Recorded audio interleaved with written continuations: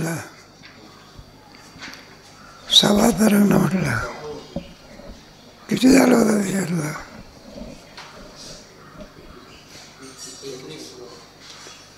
चाललं होतं 3 प्रश्नाची उत्तरं. पहिला प्रश्न कोणता आहे? मी कोण आहे. दुसरा, जगताचा करता कोण. आणि तिसरा आहे, मोक्षाचं साधन काय. पहिला आपला होऊन गेला की जगत हे स्वप्नाप्रमाणे काय मिथ्या आहे पहिला.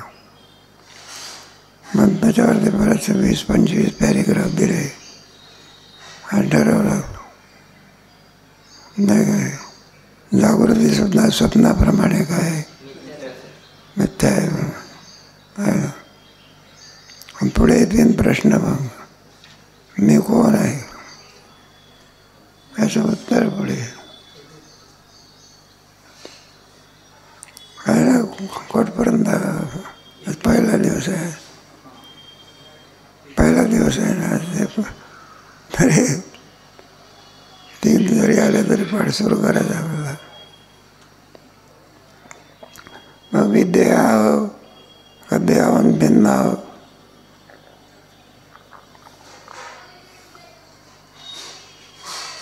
अरे मी देह आहे का देहाहून भिन्न आहो. मग कोण आहो आपण. देह का नाही आपण.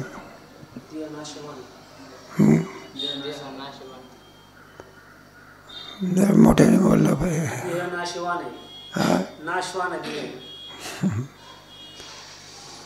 बरोबर आहे. पुढे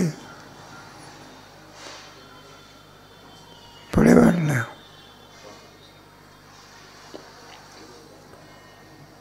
आपण देवान का भिन्न आहो. तसा अर्थ असा, हे पहा भिंत आहे का नाही. भिंतला मी म्हणतो का आपण. मग काय म्हणतो आपल्याहून काय आहे ते. माझी भिंत असं म्हटलं, भिंत वेगळी मी. तसा माझा देह म्हटलं तर देह वेगळा आणि मी. त्याप्रमाणे आत्मा देहाहून काय आहे मग वेगळा आहे. तो कसा आहे काय आहे वगैरे त्याचं बरंचसं वर्णन केलेलं आहे. अनादित्वाद निर्गुणत्वाद परमात्मा एमव्यय शरीरस्वाभिकमपि न करोति न लिपे. ज्ञानेश्वर महाराजांनी म्हटलेलं आहे ना, देह दुःखाचे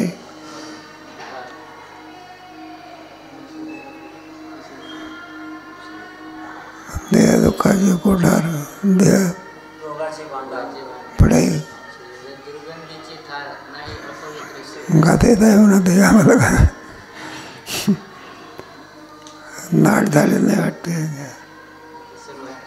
दुसऱ्या वर्षात आहे. आता सुरू आहे. बरं आहे बा. एकेकाचं वर्णन आहे. मग त्याला देहाला उत्पत्ती आहे. पुढे त्याला नाश आहे. आत्म्याला उत्पत्ती आहे का. नाश आहे का आत्म्याला. गीतेमध्ये सांगितलं आहे ना. कोणत्या अध्यायात.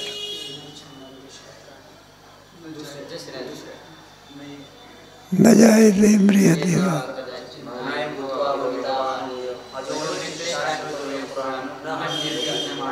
हे कोणाचं वर्णन आहे. देहाचं वर्णन कुठं आलं आहे गीतेत.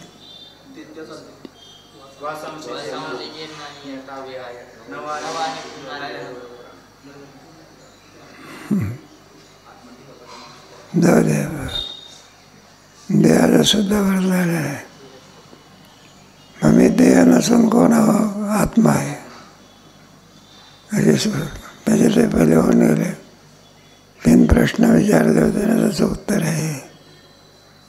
मग पुढे आत्मा कसा आहे. सद्रूप. पुढे सिद्धरूप. पुढे आनंद स्वरूप. पुढे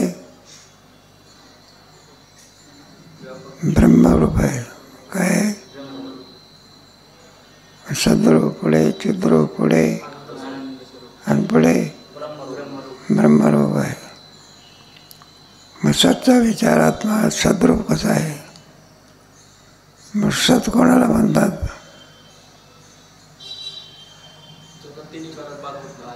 ज्याचा कधी नाश होऊ शकत,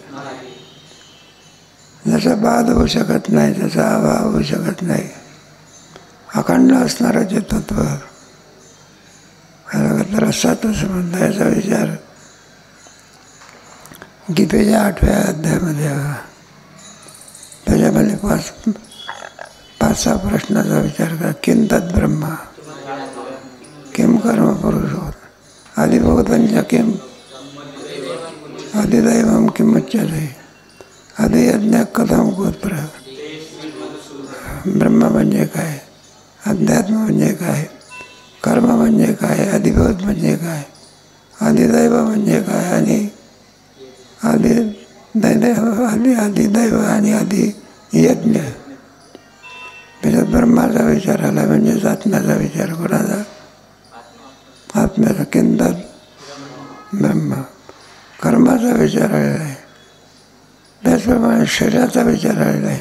आदिभूत म्हणजे शरीर, आदिदैव म्हणजे नाही सांगता येत जीव, आणि आदियज्ञ म्हणजे परमात्मा. ब्रह्म, अध्यात्म, कर्म, आदिभूत, आदिदैव आणि पुढे आदियज्ञ. आणि पुढे मग प्रयाण कालायचं कसं नियोजन येतं. प्रयाण काळाच्या वेळेला कसा जाणला जातो. प्रयाण काळाच्या वेळेला म्हणजे त्यावेळेला परिस्थिती काही वेगळी असते, आहे का नाही. मराच्या वेळेला माणसं एकमेकाला ओळखतात, कसं सांगावं लागते अमके आले म्हणून. प्रयाण कालायचं कथम नियोजन. या 7 प्रश्नाचा विचार म्हणजे 8वा अध्याय म्हणतात. त्याच्यात आदिभूत म्हणजे शरीराचा विचार करा. शरीर हे 5 तत्वाचं झालेलं आहे. पंचमहाभूताचं. कोणते पंचमहाभूत?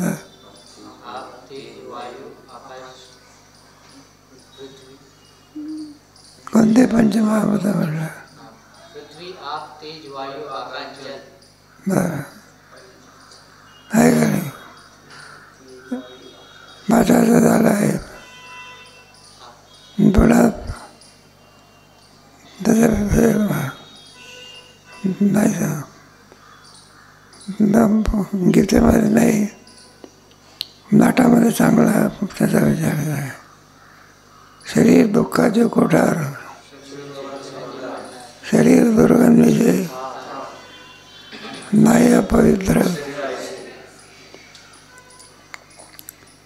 चांगल्याला वाईट करणारा कोण आहे? शरीर आहे. चांगले पदार्थ असतात बाहेर, आणि पोटात टाकल्यानंतर कसे होतात ते? अरे बाहेर आहे तोपर्यंत चांगले असतात, उचलून तोंडाच्या द्वारा टाकले तर संपलं. बा उष्टा फराळ करत असते का कोणी? माझे शरीर आत्मा होऊ शकत. मग आत्मा आहे तरी कोण? तो स्वरूप आहे, सद्रूप आहे. त्याचा कधी बाद होऊ शकत, त्याचा नाश होऊ शकत नाही, त्याचा अभाव होऊ शकत नाही, त्याच्यात कोणतंही परिवर्तन होत नाही. शरीरामध्ये काय? उत्पत्ती, पुढे नाश, पुढे परिवर्तन आहे. तेवढाच राहतो का? न काही पोरं असतात ना, शिकून गेल्यानंतर भेटतात ते आपले अगोदराचे किरकोळ असतात. काय असतात? किरकोळ असतात. इथं काय आहे मग? बाहेर खाण्याची व्यवस्था असते, किरकोळ असतात. आणि एकदा महाराज झाले म्हणजे मग म्हटलं बाबा मला ओळखता का? काय हा म्हटलं मी 5 वर्षाच्या पुढे सुटून गेलो ना. बरं म्हटलं 5 वर्षाच्या पूर्वी असावं लागेल. आणि आता का झाला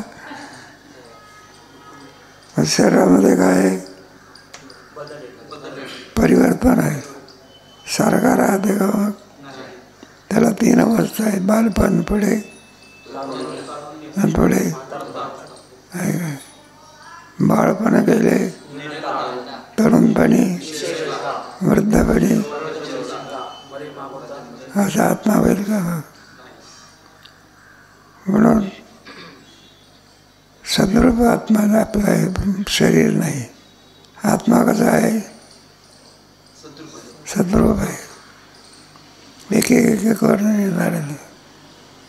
पण त्याच्यात वेदांत आहे थोडा. सत्य कोणाला म्हणतात काय वगैरे. नैयायिकांनी किती सत मानले, सांख्याने किती मानले, वेदांताने किती मानले. नैयायिकांनी 7 पदार्थ सत्य मानले. त्याला तर्कसंग्रह म्हणतात. द्रव्य, गुण, कर्म, सामान्य, विशेष, समवाय आणि अभाव या 7 पदार्थाचा विचार करणे याला तर्कशास्त्र म्हणतात. सद्रूप काय? त्याच्यामध्ये 7 पदार्थ. आपल्या ह्याच्यामध्ये किती सत्य आहे? एकच आहे. एकमेवाद्वितीयम. द्रव्य, गुण, कर्म, सामान्य, विशेष, समवाय आणि अभाव. सांख्याने 3 मानले. नाही, योग्याने 3 मानले. सांख्य म्हणजे पुरुष, प्रकृती आलेला. अनेक योग्याने ईश्वर मानलेला आहे. प्रकृती, पुरुष आणि ईश्वर योग्याचा आहे. सांख्याने 2च मानले, प्रकृती आणि तुमच्या मीमांसा लोक भानगडीच पडले नाही. वेदांतांनी एकच तत्व मानलं. एकमेवाद्वितीयम. विना ब्रह्माशिवाय दुसरं काही नाही. प्रपंच एक झाला होता, पुढे होईल कदाकल्पांती. नाही, जन्मल्याबरोबर मुलगट बोलत असते का मग ते? आता बोलत नाही, पण पुढे नसतं बोलतं का शिवे द्यायचं? बोलतं का शिव्या देतात? त्याच्या मनासारखं नाही झालं तर शिव्या देतो ना. तसा प्रपंच आता नाही, पण पुढे होईल की कदाकल्पांती. त्याला प्रपंच आहे ना तो. मग तो प्रपंच कसा आहे? तर वेदांत शास्त्रामध्ये अध्यासवाद आहे. कोणता वाद? अध्यासमध्ये जे ज्याच्या ठिकाणी नाही आहे त्याला काय म्हणतात मग? अध्यास. जमिनीवर आपल्याला मृगजळ दिसते. मग मृगजळ खरं आहे का अध्यास आहे? सगळं जगत म्हणजे काय आहे? अध्यास म्हणजे नसून भासणे. असून नाही. काय? मृगजळ असून भासते का नसून? त्याला अध्यास म्हणणार. तसं हे जगत आत्मस्वरूपाच्या ठिकाणी काय आहे? अध्यास आहे. अध्यस्त पदार्थ अधिष्ठान ज्ञानाने काय होतं? एकदा ब्रह्मज्ञान झालं म्हणजे म्हणून ब्रह्म हे कसं आहे? अधिष्ठान. आणि त्याच्यावर जगत काय होते? मावळवीत विश्वाभास, अद्वयाब्जनी विकास, बंधुवाद असं म्हणतात. असा विचार केलेला आहे ना साहेब. गीतेमध्ये सुद्धा जगाचा विचार आहे का नाही? इदं शरीरम कौन्तेय एतद्य वेत्पितं प्राह. आहे तुमच्या 13व्या अध्यायामध्ये आहे. अनादित्वात शरीरस्थापि कौन्तेय न करोति न. आत्मस्वरूपार्थ जगत खरं आहे का अध्यास आहे? आपल्याला ते का सत आहे का? ते काय मग ते कसं आहे, ते अभ्यास आहे. आणि अधिष्ठान जाणारे त्याची काय होते, कोणत्या श्लोकात सांगितलेलं आहे? श्लोकही असते का म्हणा, नाही सांगता येत बा. दुसऱ्या अध्यायात आहे बा, नासत्व विद्यते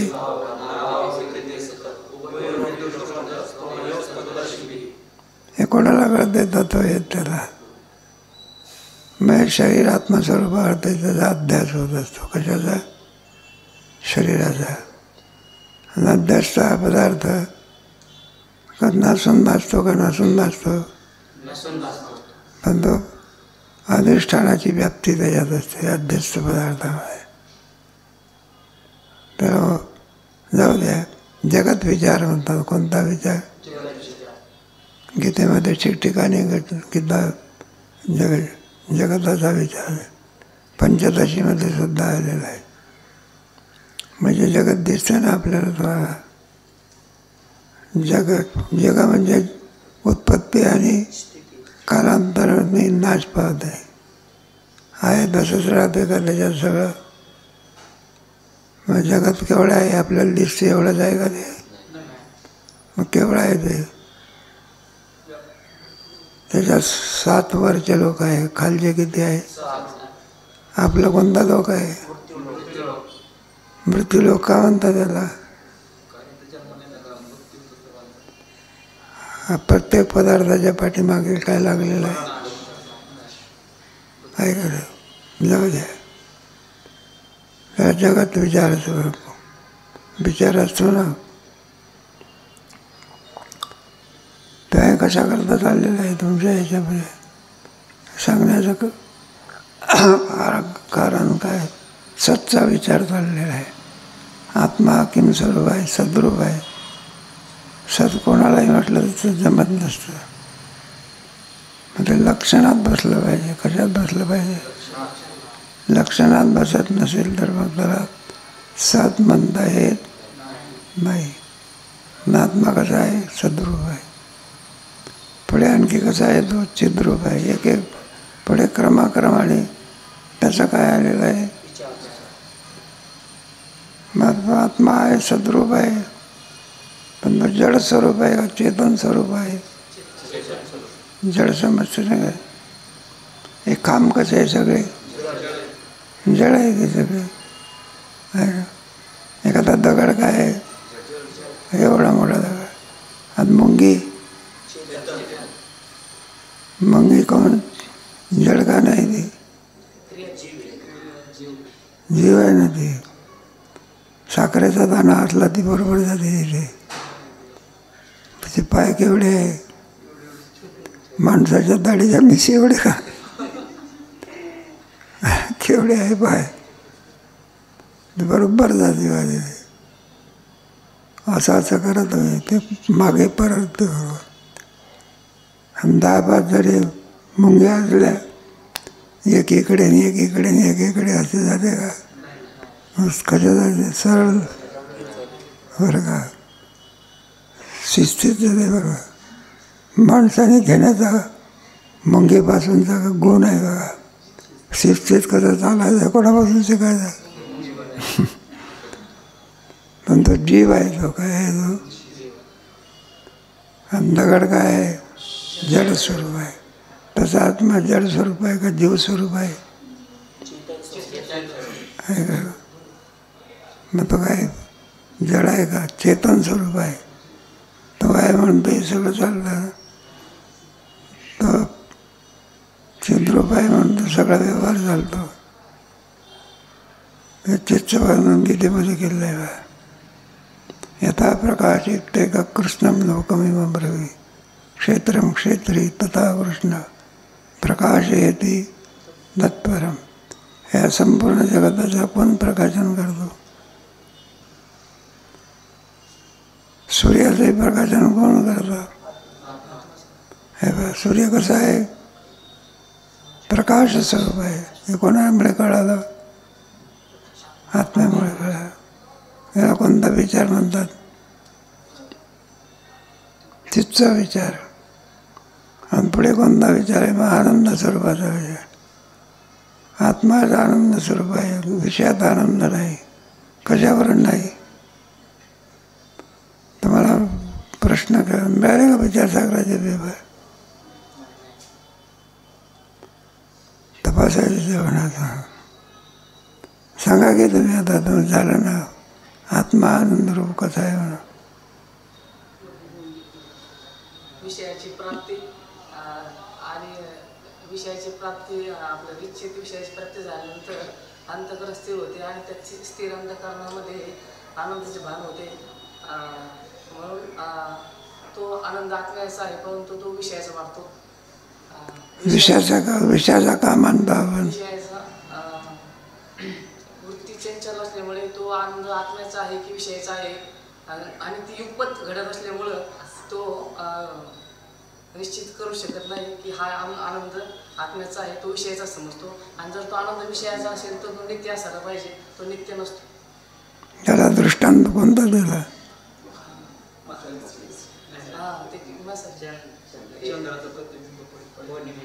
ज्याप्रमाणे गढूळ पाण्यामध्ये चंद्राचे प्रतिबिंब पडत नाही, त्याचप्रमाणे चंचल वृत्तीमध्ये आत्म्याचे भान होत आत्मानंदाचे भान होत नाही. स्थिर वृत्तीमध्ये आत्मानंदाचे आत्म्याचे भान होते.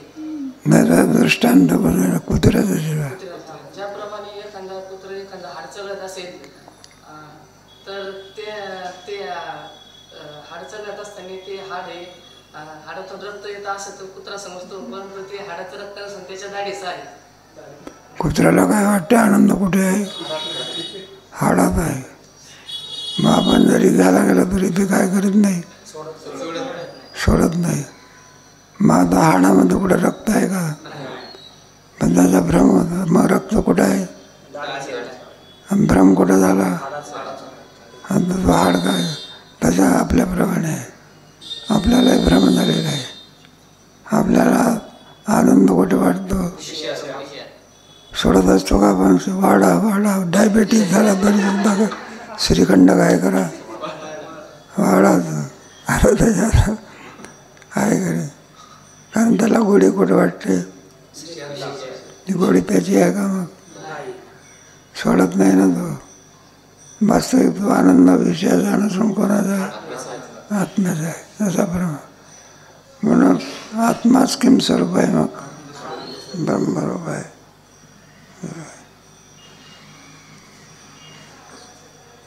बरं विचारा मग तुम्ही आता काय?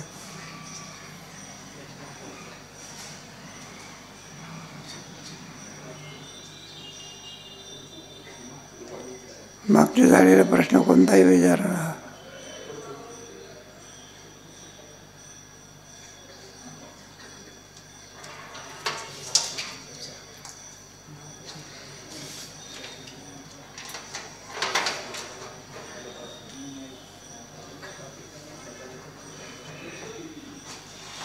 कोणताही विचारा. चौथ्यातला विचारा, पाचव्यातला विचारा, सहावा चालू आहे का?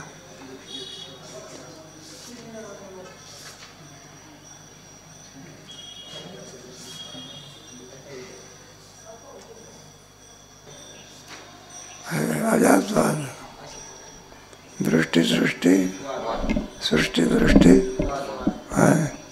असे वाद आहे. सृष्टी दृष्टीवादामध्ये ज्या वेळेला पदार्थ असतो त्यावेळेलाच तो आहे. एरवी तो पदार्थ त्याला दृष्टी सृष्टीवाद म्हणतात. हे पहा, ज्या वेळेला मृगजळ भासते त्यावेळेलाच मृगजळ आहे. एरवी सूर्योदयाच्या पूर्वी होतं का? सूर्यास्तानंतर आहे का? मग केव्हा मध्यंतरी भासते. म्हणजे आपल्याला ज्या वेळेला भासते त्यावेळेला ज्ञात सत्ता म्हणतात. काय म्हणायचं? त्याला अज्ञात सत्ता आहे का? सूर्य आपल्याला अज्ञात सत्ता ज्ञान, म्हणजे ज्ञान जरी आपल्याला नसलं तरी पदार्थ आहे. त्याला काय म्हणायचं? सृष्टी दृष्टी. आणि ज्या वेळेला आपल्याला ज्ञान होते त्यावेळेलाच तो पदार्थ आहे. एरवी तो पदार्थ, त्याला कोणता भाग म्हणतात? दोन भाग, दृष्टी तर सृष्टी. दृष्टी नसेल तर अगोदर सृष्टी नंतर त्याला म्हणतात सृष्टी दृष्टी वाद. हे दोन आहे, दोतला फरक. तेव्हा जगताच्या बाबतीमध्ये दोन्ही वाद आहे. जगत आहे मग आपल्याला भासते सृष्टी दृष्टीवाद. मग ज्या वेळेला ते भासते त्यावेळेलाच आहे ते, एरवीचे नाही. ज्या वेळेला मृगजळ भासतं त्यावेळेलाच मृगजळ आहे. एरवी पूर्वी होतं का, पुढे राहणार आहे का? मग ज्या वेळेला भासते त्यावेळेला दोरीवरचा सर्प पूर्वी होता का सर्प? पुढे आहे का तो? ज्या वेळेला भासते त्यावेळेलाच. आणि त्याला कोणता वाद भरायचा? दृष्टी सृष्टी वाद. त्याला प्रातिभाषिक सत्ता असते. कोणती? सृष्टी दृष्टीवाद व्यावहारिक सत्ता नाही. सृष्टी दृष्टीवादामध्ये व्यावहारिक सत्ता असते आणि दृष्टीसृष्टीवादामध्ये प्रातिभाषिक सत्ता असते. ज्या वेळेला जो पदार्थ दिसतो त्यावेळेलाच तो पदार्थ आहे. एरवी तो पदार्थ याला म्हणायचं दृष्टी. अजातवाद. जगत नावाची वस्तू, सूर्याला अंधार माहिती आहे का? मग सूर्याच्या दृष्टीने अंधार कसा आहे? अजातवाद. अंधार समजतं ना आपल्याला. बरोबर सूर्य नसला म्हणजे काय? अंधार. सूर्य उगवला म्हणजे सूर्याला आहे का? अजातवादात जगत नाही. सृष्टी दृष्टीवादामध्ये प्रातिभाषिक आहे. काय? प्रातिभाषिक म्हणजे प्रतीची मात्र सत्ता आहे का? दोरीवरचा सर्प मारण्याकरता काय ब्रह्मज्ञान पाहिजे का? दोरीचं ज्ञान झालं की संपलं की त्याला कोणती सत्ता द्यायची? प्रातिभाषिक. ब्रह्मज्ञानाने बाद होती त्याला कोणची? व्यावहारिक सत्ता. ब्रह्मज्ञान झालं की जगताचा काय होतो? आणि ज्याचा बाधच होत नाही त्याची ब्रह्माची कोणती सत्ता आहे? तीन सत्ता. पारमार्थिक सत्ता, पुढे व्यावहारिक सत्ता आणि पुढे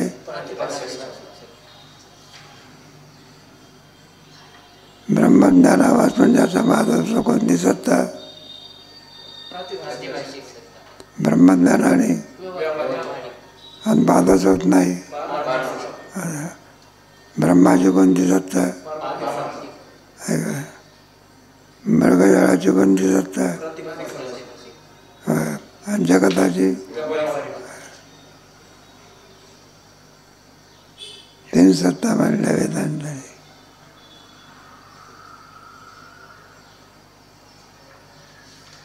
पुढे विचारा.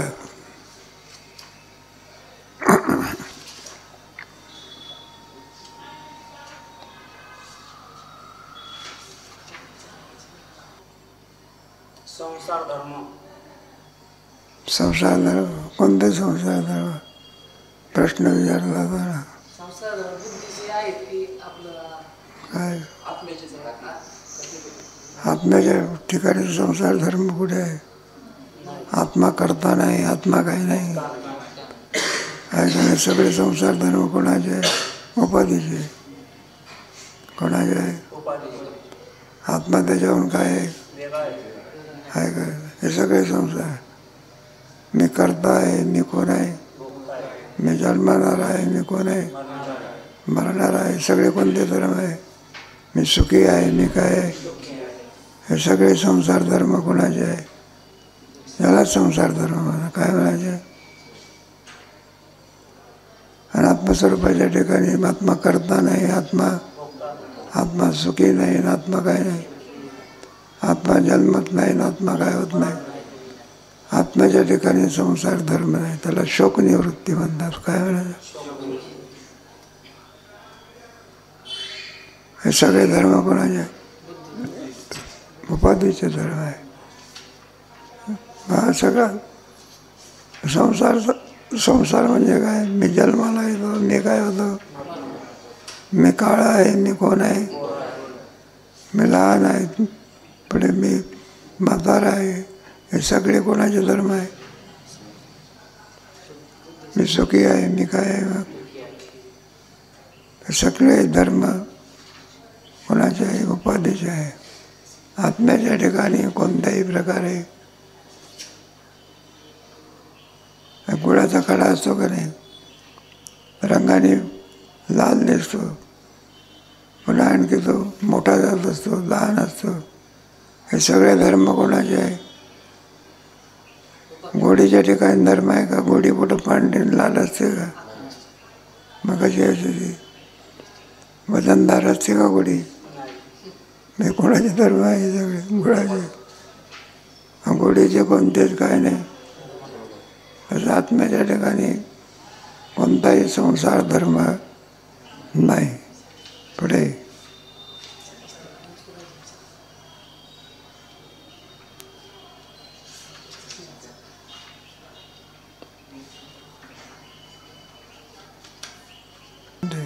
आत्मज्ञानी पुरुषाचे लक्षण कशाने ओळखायचे? म्हणजे आत्मज्ञान झाले. आत्मज्ञानी लक्षण बाबा सिद्ध. आत्मज्ञानी याला आत्मज्ञान झालेलं आहे, त्याच्यावरून कशावर लक्षण? काय आत्मज्ञान झाले पुरुषाचे लक्षण कशावरून ओळखायचे? आत्मज्ञान झालं आहे कसं ओळखायचं? ते त्याचं त्याला माहिती असते. अरे साखर कशी लागते? मग गोडी आपल्याला माहिती का त्याला माहिती? ज्या अर्धी तो पुन्हा पुन्हा मागतो त्या अर्धी त्याला साखर कशी लागली असली पाहिजे.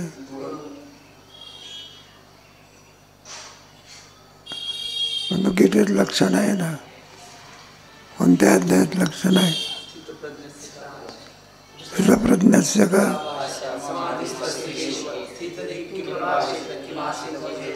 आहे का? प्रजात यदा कामा. हे कोणाचे लक्षण आहे? आणखी कुठं आलेली आहे? आणखी कुठं आलेली आहे?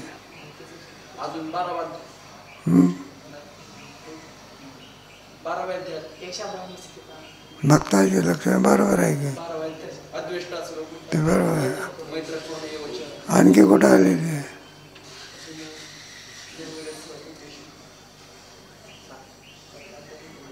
चौदाव्या अध्यायात आलेली आहे. गुणातीत पुरुषाचे कोणाचे लक्षण? आणखी कुठं आलेली आहे? नाही सांगता येत. 15व्या अध्यायात निर्माण मोह.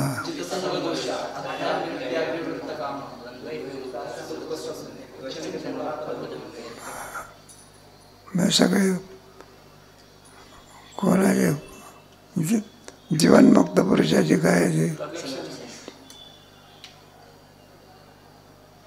त्याच्या वागण्यावरून समजायचं कोणावरून? ज्याचं त्यालाच माहिती असते ते. दुसऱ्या अध्यायामध्ये थोडा विचार आहे, जास्त नाही विचार. पण बाकीच्या ह्याच्यामध्ये अद्वेष्टात् सर्वभूतानां.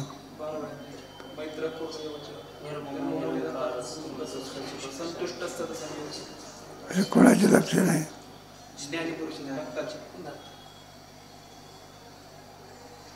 बाबा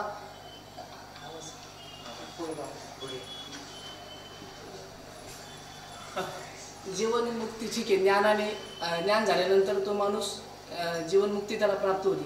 परंतु विदेहमुक्ती कशी प्राप्त होती? जीवनमुक्ती ज्ञानामुळे हे जीवनमुक्ती प्राप्त होते, ज्ञानामुळे. पण विदेहमुक्ती कशी? बरोबर आहे ना. देह पडल्यानंतर कोणती मुक्ती? जिवंत असताना विदेहमुक्ती. असायचा कुठे? देहाचं विदेही. जरा देहाचा काय पडलेला असतो तो कशाला देह बुद्धी म्हणतो? देहात राहणे तो काय म्हणतो? देहावन्य काय विदेहमुक्ती. आत्म्याला कुठं देह आहे का? मग आत्मज्ञानानं जीवनमुक्ती त्याच्यानंतरची जीवनमुक्त असतानाही सुद्धा तो विदेहमुक्तच असतो. तो देहाला काय समजत नाही. मी समजत नाही. देह आपल्यावर काय आहे? देहात राहतो पण देहाला काय समजत नाही. एकदा ज्ञान झाल्यानंतर मी देह आहे असं समजतं का? एकदा लग्न झालं म्हणजे बापाच्या इष्टतेला बाई कुठं माझी इष्टेट म्हणते बाबा. संपलं मग. लग्न होत नाही तोपर्यंत बरं आहे. विधेयमुक्ती बाबा, विधेयमुक्ती त्याची संगती, विधेयमुक्ती संगती कशी लावायची बाबा? शास्त्राने लावलेल्या देह पडल्यानंतर ब्रह्मरूप झाला. विधेयमुक्ती कोणती मुक्ती? जिवंत असेल तर कोणती मुक्ती? जीवनमुक्ती. जीवनमुक्ती. आणि देह पडल्यानंतर पुन्हा जन्माला येतो का तो? मग कोणती मुक्ती? बाबा 4 मुक्त्या सांगितल्यात, समीपता, सुलोकता, स्वरूपता, सविज्यता. तर हे 4 प्रकार विधेयमुक्तीतले का जीवनमुक्तीतले? काय म्हणते? 4 मुक्तीचे प्रकार सांगितले. सलोकता, स्वरूपता आणि बरोबर आहे. स्वरूपता, समीपता, सविज्यता. बरं. तर हे 4 प्रकार विधेयमुक्तीतले आहे की जीवनमुक्तीतले आहे? हे 4 प्रकार नाही आहे ना. कोणते कोणते? सलोकता, समीपता, स्वरूपता आणि सविज्यता. सायुज्य. सायुज्याला ना. सायुज्य म्हणजे जीवनमुक्ती. जीवनमुक्ती. आणि बाकी ती विधेयमुक्तीत का? अरे आपण इथं जातो ना, लोकांतराची प्राप्ती होणं कोणची मुक्ती? सलोकता. बरं का? इंद्राच्या जवळ बसणं कोणची झाली? समीपता. सलोकता. इंद्राचीच प्राप्ती होणं कोणची? स्वरूपता. अरे का? आणि पुढे मोक्ष म्हणजे साह्य. भारी पाडत आहे ना, त्याने मग तिचारी त्याच्यात आहे नाही सगळं.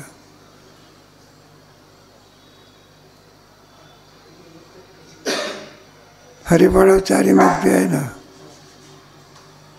चतुर्भुज नरभवनी ठेवले. कोणती मुक्ती?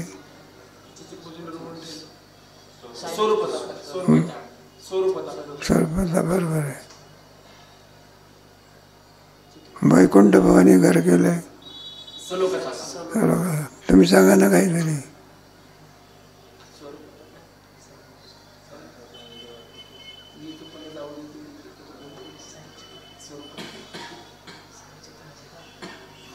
बरं मला उद्यापासून पुन्हा कीर्तन असेल ना. एकादशी आहे.